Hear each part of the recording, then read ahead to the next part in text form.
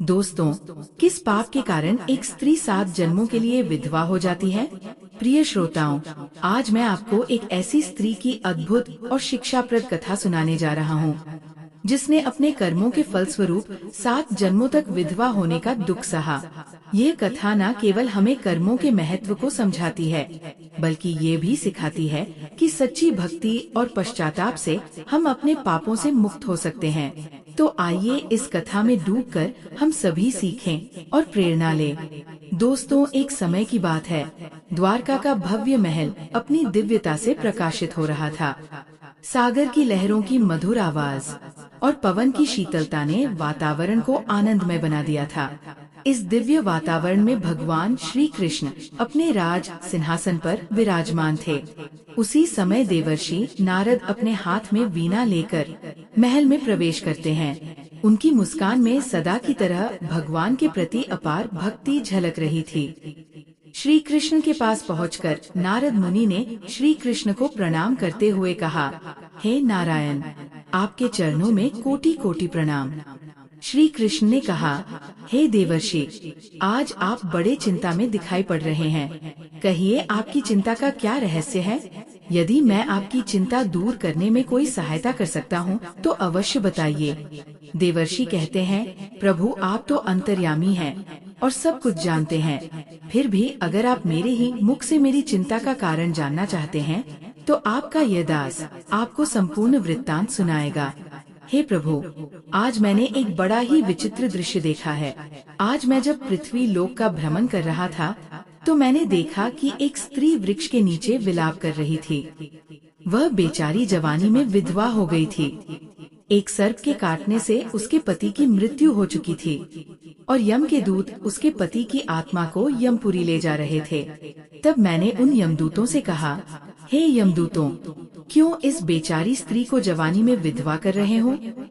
फिर यमदूतों ने मुझसे कहा, हे देवर्षि, हम तो यमराज की आज्ञा का पालन कर रहे हैं। ये जो स्त्री है, इसके भाग्य में विधवा होना ही लिखा है, इसीलिए इसका विवाह कम आयु वाले पुरुष के साथ हुआ था और अपनी इस परिस्थिति के लिए ये स्त्री स्वयं ही कारण है। इस स्त्री ने जो पाप किए हैं, उसी का दंड भुगत रही है। इस स्त्री को 7 जन्मों तक विधवा होने का दंड मिला है।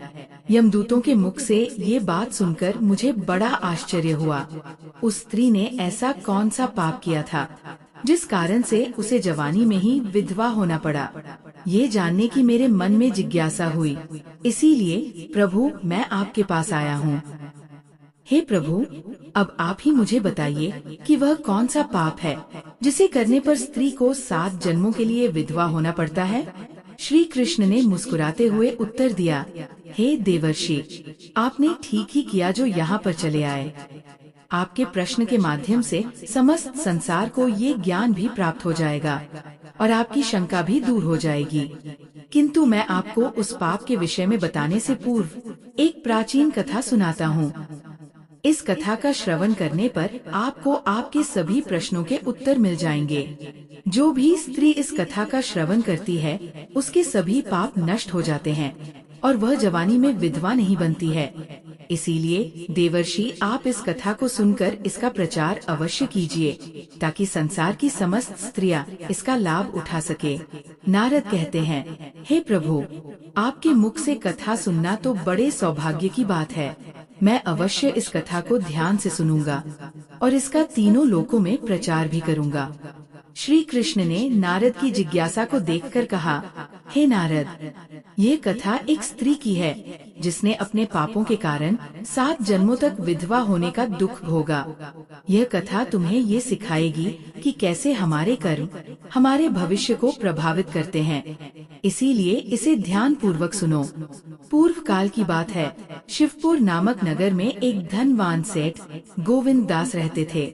उनकी पत्नी सुहासिनी, जो अत्यंत दयालु, धर्मपरायण और भगवान शिव के अनन्य भक्त थी। उसका जीवन पूजा, दान और धर्म के कार्यों में समर्पित था। सुहासिनी अपने पति के साथ सुखी जीवन बिता रही थी। उनके पास अपार संपत्ति थी, लेकिन उनके जीवन का सबसे बड़ा सुख उनका आपसी प्रेम और धर्म के प्रति निष्ठा थी। एक दिन गोविंद दास व्यापार के सिलसिले में समुद्री यात्रा पर गए। उन्होंने सुहासिनी से वादा किया था कि वो जल्दी ही लौट आएंगे, लेकिन विधाता को कुछ और ही मंजूर था। समुद्र में भयंकर तूफान आया, जिसने उनकी नाव को निगल लिया। गोविंद दास ने भगवान का स्मरण किया, लेकिन उनका समय आ चुका था। उनकी नाव डूब गई और उनके साथ सभी व्यापारियों की भी मृत्यु हो गई। सुहासिनी को जब ये दुखद समाचार मिला तो उसका जीवन शोक में डूब गया। उसका हृदय बुरी तरह टूट गया था। उसने सोचा कि नियति ने उसके साथ ये अन्याय क्यों किया। फिर उसने अपनी सारी संपत्ति भगवान शिव को समर्पित करने का निर्णय लिया और शिवपुर के मंदिर के पुजारी के पास जाकर कहा, हे पुजारी जी, मैंने जीवन भर धर्म का पालन किया, लेकिन अब मेरा जीवन शोक में डूब गया है। कृपया इस संपत्ति को भगवान शिव के चरणों में अर्पण करें और इसे धर्म के कार्यों में उपयोग करें। पुजारी ने सुहासिनी की व्यथा को समझते हुए कहा, माँ, आपका ये निर्णय असीम पुण्य का कार्य है। भगवान शिव आपके दुख को हरेंगे और आपको शांति प्रदान करेंगे। लेकिन इस दान के बाद भी सुहासिनी को शांति नहीं मिली। उसके मन में यह प्रश्न था कि उसने ऐसा कौन सा पाप किया था जो उसे इस दुख का सामना करना पड़ रहा था। तभी उसने सुना कि महान ऋषि भार्गव, जो दिव्य ज्ञान और योग बल के धनी थे, वे पास के वन में तपस्या कर रहे हैं। फिर उसने निश्चय किया कि वह उनसे मिलकर अपने दुख का कारण पूछेगी। इतना सोचकर वो ऋषि के आश्रम की ओर निकल पड़ी। सुहासिनी ने ऋषि भार्गव के आश्रम में जाकर उनके चरणों में प्रणाम किया और अपनी पीड़ा प्रकट की। उसकी आंखों में आंसू थे और उसका हृदय पीड़ा से भरा हुआ था।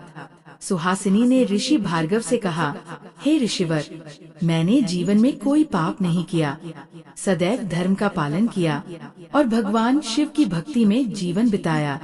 फिर भी मेरे पति की इतनी जल्दी मृत्यु हो गई। अभी तो मुझे संतान भी नहीं हुई और मेरे पति मुझे छोड़कर परलोक चले गए हैं। आखिर किस पाप के कारण मुझे विधवा होना पड़ा है? कृपया मुझे बताइए कि मेरे साथ ऐसा क्यों हुआ? ऋषि भार्गव ने उसकी बात ध्यान से सुनी और कहा, हे पुत्री, मनुष्य के साथ जो कुछ भी होता है वह उसके भाग्य के अनुसार ही होता है। उसके भाग्य में जो लिखा होता है वही होता है, उसे कोई बदल नहीं सकता। किंतु तुमने पूछा है, इसीलिए मैं तुम्हारे पूर्व जन्मों के रहस्यों के बारे में जानकर तुम्हें बताता हूँ।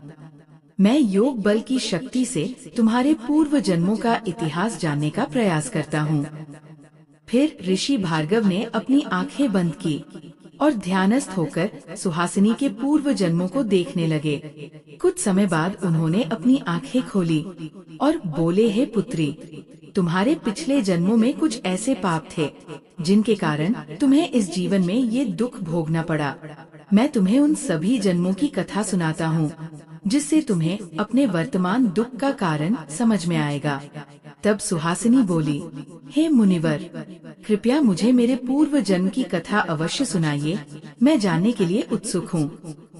फिर ऋषि भार्गव कहते हैं, हे पुत्री, तुम्हारा पहला जन्म शुचि नगर नामक नगर में हुआ था। उस समय तुम्हारा नाम उतारा था और तुम एक विद्वान ब्राह्मण परिवार में जन्मी थी। तुमने धर्मपथिक नामक ब्राह्मण से विवाह किया था, जो वेदों के ज्ञाता और धर्म के प्रति अडिग थे। तुम्हारा जीवन सुखमय था और तुमने अपने पति के साथ मिलकर धर्म के अनेक कार्य किए। लेकिन एक दिन धर्मपथिक वन से सामग्री लाने के लिए गए। तभी उस वन में आकाश से बिजली गिरने के कारण आग लग गई। तब वे उस वन में लगी हुई अग्नि में गिर गए और उनकी मृत्यु हो गई। तुमने इस जीवन में भी धर्म का पालन किया और विधवा होकर भगवान की सेवा में लीन हो गई। ऋषि भार्गव कहते हैं, हे पुत्री, अब तुम्हारे दूसरे जन्म की कथा सुनो। दूसरे जन्म में तुमने वैशाली नामक नगर में जन्म लिया। तुम्हारा नाम मंदाकिनी था और तुमने वाणिज्यक नामक एक धनी व्यापारी से विवाह किया। वाणिज्यक ने व्यापार में अपार सफलता पाई, लेकिन धन के लोभ में वह सदैव व्यापार के सिलसिले में यात्रा पर रहता था। एक दिन व्यापार के लिए समुद्र पार जाते समय वाणिज्यिक ने मंदाकिनी से कहा, प्रिय मंदाकिनी, मैं ये व्यापार यात्रा संपन्न करके शीघ्र ही लौट आऊंगा और फिर हम दोनों सुखपूर्वक जीवन बिताएंगे। मंदाकिनी ने उसे विदा करते हुए कहा, स्वामी, मैं आपकी कुशलता के लिए भगवान से प्रार्थना करती हूँ कि आप जल्दी लौट आएं। लेकिन फिर उसकी नाव सागर में भयंकर तूफान में फंस गई और वह वहीं मारा गया। तुमने इस जीवन में भी धर्म का पालन किया और विधवा रहकर भगवान की भक्ति की। ऋषि भार्गव ने कहा, हे पुत्री, अब तुम अपने तीसरे जन्म के बारे में सुनो। तीसरे जन्म में तुमने वाराणसी में कौमुदी नामक एक ब्राह्मण कन्या के रूप में जन्म लिया। तुम्हारा विवाह सोमाश्रय नामक यज्ञकर्ता ब्राह्मण से हुआ, जो वेदों के गहरे ज्ञाता और अग्निहोत्र के विशेषज्ञ थे। तुम्हारा जीवन सुखमय था, लेकिन एक दिन यज्ञ के दौरान सोमाश्रय को अचानक हृदय आघात हुआ और उनकी मृत्यु हो गई। मृत्यु से पूर्व सोमाश्रय ने अंतिम समय में कौमुदी से कहा, प्रिय कौमुदी, मैं जानता हूँ कि मेरा समय आ गया है, लेकिन तुम्हें धैर्य रखना चाहिए और धर्म के मार्ग पर चलते रहना चाहिए। कौमुदी ने रोते हुए कहा, स्वामी, मैं आपके बिना ये जीवन कैसे व्यतीत करूंगी, लेकिन मैं आपके निर्देशों का पालन करूंगी और धर्म का मार्ग नहीं छोड़ूंगी। ऋषि भार्गव कहते हैं, हे पुत्री, इस प्रकार से तुमने इस जीवन में भी धर्म का पालन किया और विधवा होकर भगवान की सेवा में लीन हो गई।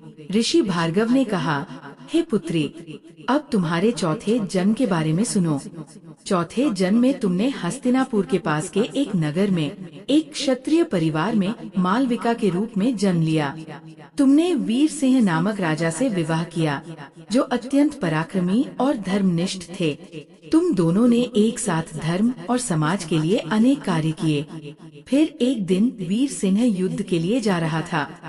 तब उसने युद्ध के लिए प्रस्थान करते समय मालविका से कहा, प्रिय मालविका, मेरा कर्तव्य मुझे युद्ध के मैदान में बुला रहा है। तुम धैर्य रखो और मेरी अनुपस्थिति में राज्य का ध्यान रखो। मालविका ने अपनी चिंता प्रकट करते हुए कहा, स्वामी, मुझे आपके बिना जीवन की कल्पना भी नहीं है, लेकिन मैं आपकी आज्ञा का पालन अवश्य करूंगी और धर्म का पालन करूंगी। लेकिन युद्ध के दौरान वीर सिंह ने वीरता प्राप्त की।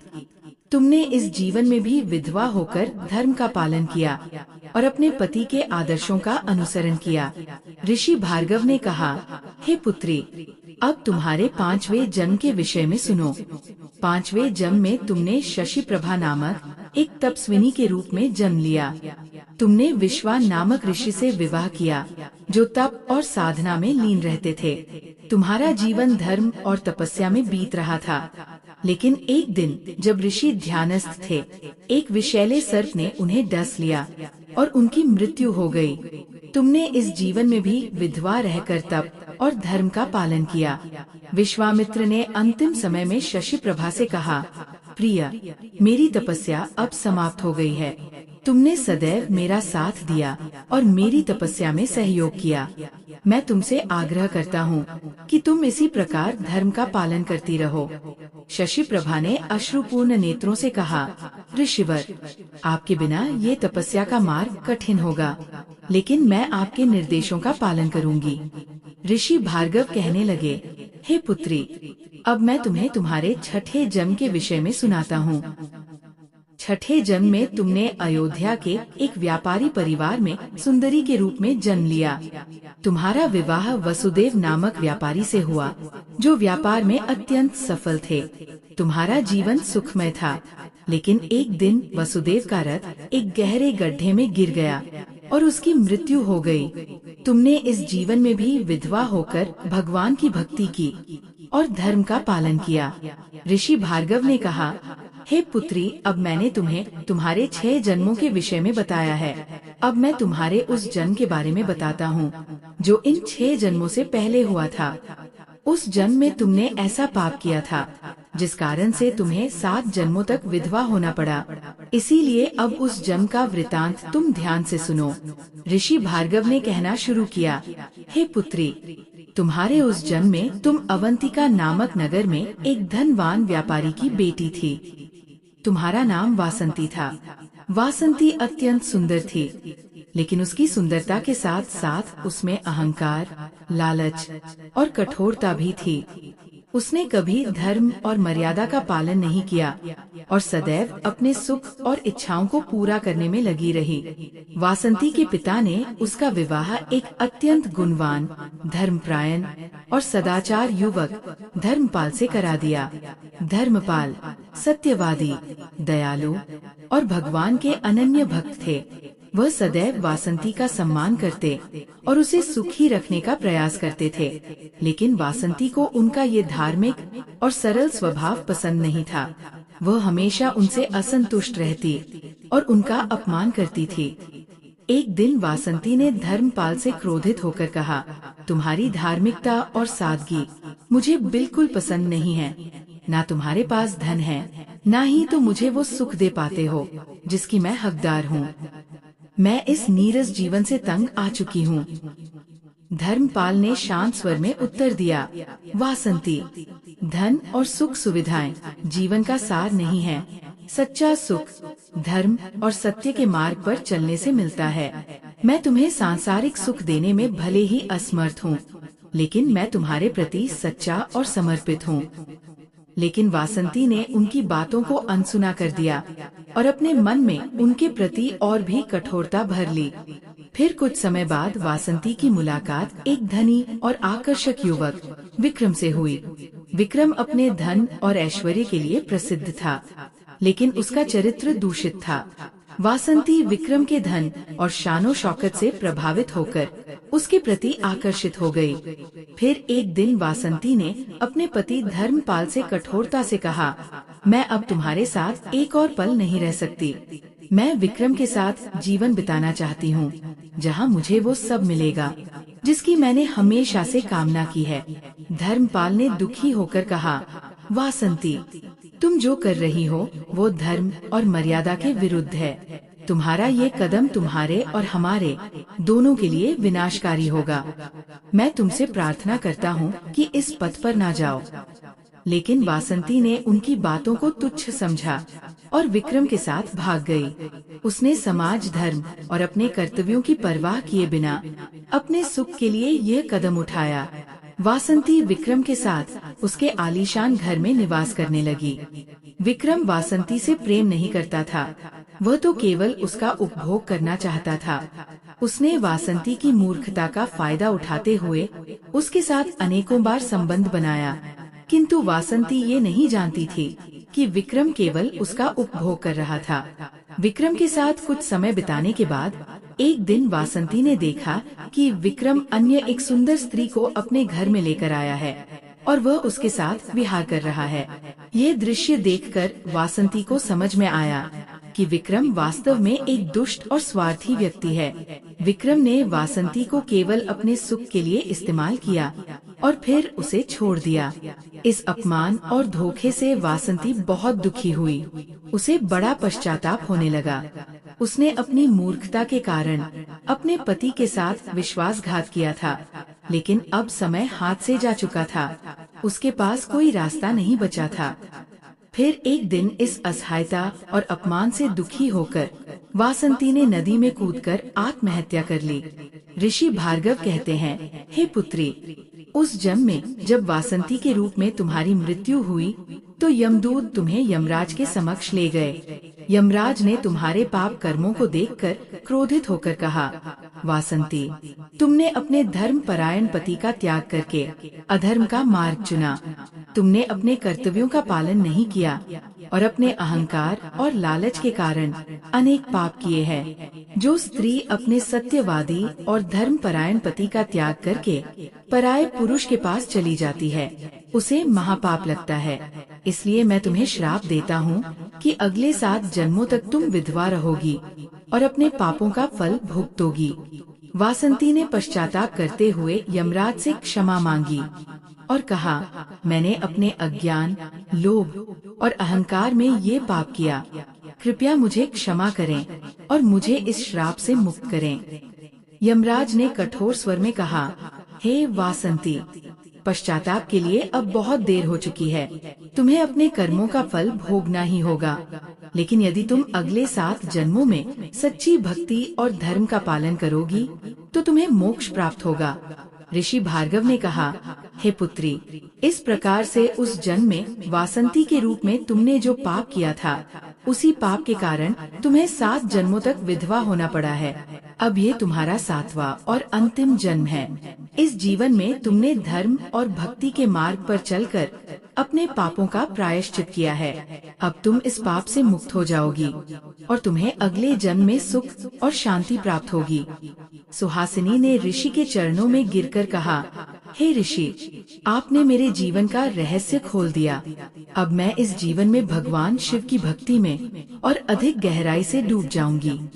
फिर ऋषि भार्गव ने सुहासिनी के मंगल की कामना करते हुए उसे आशीर्वाद दिया और कहा, हे पुत्री, तुमने इन 7 जन्मों में कोई पाप नहीं किया है, सदा ही पुण्य के काम किए, इसीलिए अब तुम्हारा कल्याण ही होगा। फिर सुहासिनी ऋषि के आश्रम से लौटकर अपने घर पर आ गई।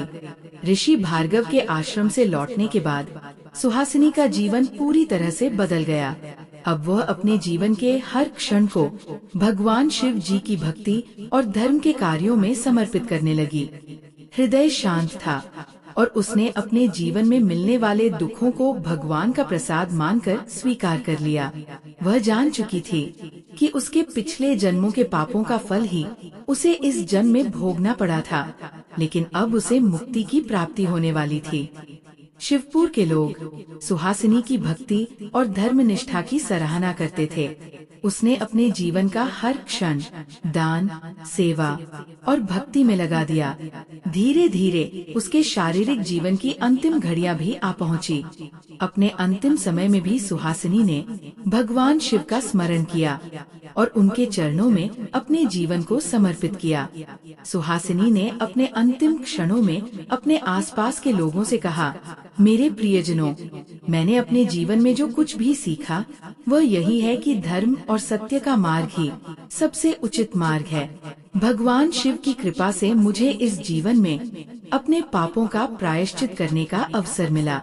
मैं आप सभी से यही आग्रह करती हूँ कि आप भी अपने जीवन में धर्म का पालन करें और भगवान की भक्ति में लीन रहें। फिर भगवान शिव के नाम का उच्चारण करते हुए सुहासिनी ने इस संसार से विदा ली। जैसे ही उसका जीवन समाप्त हुआ, उसका आत्मा एक दिव्य प्रकाश में विलीन हो गया और उसे मोक्ष की प्राप्ति हुई। उसके पिछले जन्मों के सारे पाप समाप्त हो गए और वह अपनी आत्मा की शांति के लिए भगवान शिव के परम धाम में स्थान प्राप्त की। कथा समाप्त करते हुए श्री कृष्ण ने नारद से कहा, हे देवर्षि, ये कथा इस बात का प्रमाण है कि मनुष्यों को उनके कर्मों का फल अवश्य भुगतना पड़ता है, लेकिन धर्म और भक्ति मनुष्य को मुक्ति की ओर ले जा सकते हैं। सुहासिनी ने अपने पापों का प्रायश्चित कर लिया और अब वह अपने अगले जन्म में सुख और शांति प्राप्त करेगी। नारद मुनि ने भगवान कृष्ण के चरणों में सिर झुकाकर कहा, हे माधव, आपकी कथा से मुझे महान प्रेरणा प्राप्त हुई है। मैं इसे अवश्य ही अन्यत्र सुनाकर धर्म का प्रचार करूंगा। तो ये कथा हमें ये सिखाती है कि हमारे कर्मों का फल हमें मिलता ही है, लेकिन ईश्वर की भक्ति और धर्म का पालन हमें हर प्रकार के पाप से मुक्ति दिला सकता है। तो दोस्तों, उम्मीद है आपको ये कथा पसंद आई होगी। कमेंट करके जरूर बताएं। जानकारी अच्छी लगी तो वीडियो को लाइक जरूर करें और कमेंट में जय श्री कृष्ण अवश्य लिखें। साथ ही चैनल को सब्सक्राइब कर लें ताकि आपको ऐसी ही आध्यात्मिक जानकारी वाली वीडियो देखने को मिल सके।